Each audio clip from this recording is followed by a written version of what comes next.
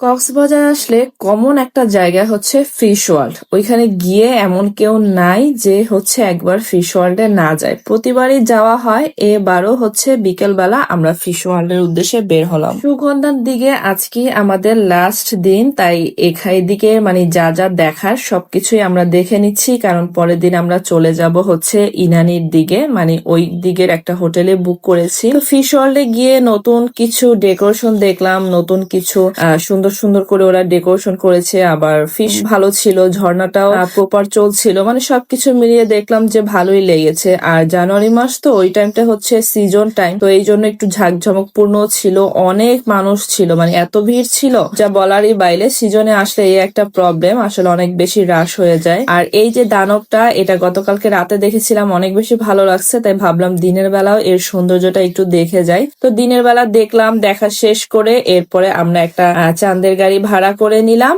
ইনানির দিকে যেহেতু যাব, ভাবছি যে রিসোর্টে যেতে যেতে যতগুলো স্পট পড়ে সবগুলো স্পট ঘুরে তারপরে আমরা হচ্ছে রিসোর্টে যাব। এর আগে কখনো চাঁদের গাড়ি ভাড়া করা হয়নি, কারণ আমরা যেহেতু সিঙ্গেলই যাই আর কি, তো ওই টাইমে তার এত বড় গাড়ি ভাড়া করা হয় না। তবে এবার যেহেতু ফ্যামিলির সবাইকে নিয়ে গেলাম, তাই চাঁদের গাড়ি ভাড়া করলাম, আর এটার এক্সপিরিয়েন্স আমাদের কাছে অনেক বেশি ভালো ছিল। এরপর আমরা চলে আসলাম অ্যাঙ্কর বিচ ইকো রিসোর্ট, এটার অনেক টাইপড ভিডিও দেখেছি। সো এটা দেখেই ডিসাইড করলাম যে এবার হচ্ছে ইনানির দিকে এই রিসোর্টটাই আমরা বুক করব। আর লাস্টের দিকে আমরা বুক করেছিলাম, যার কারণে আমরা কটেজ পাইনি, নর্মালি হচ্ছে বিল্ডিং এ যে রুমগুলো ওই রুমগুলাই পেয়েছি। এটাও সিমসামের মধ্যে ভালো ছিল, খারাপ ছিল না, রুমের কোয়ালিটি ভালোই ছিল। রুম যেমনই থাক, রিসোর্টের বাইরের যে পরিবেশটা এটা অনেক বেশি সুন্দর ছিল, আর অনেক বেশি ওয়েল ডেকোরেশন ছিল, ফটোজেনিক ছিল, তো সবকিছু মিলিয়ে বেশ ভালো লেগেছে। আর এরপরে বিকেল টাইমটা আমরা সমুদ্রের পাড়েই কাটালাম, মানে পাটুয়া টেক পাথর বিচে আমরা বিকেল টাইমটা ছিলাম।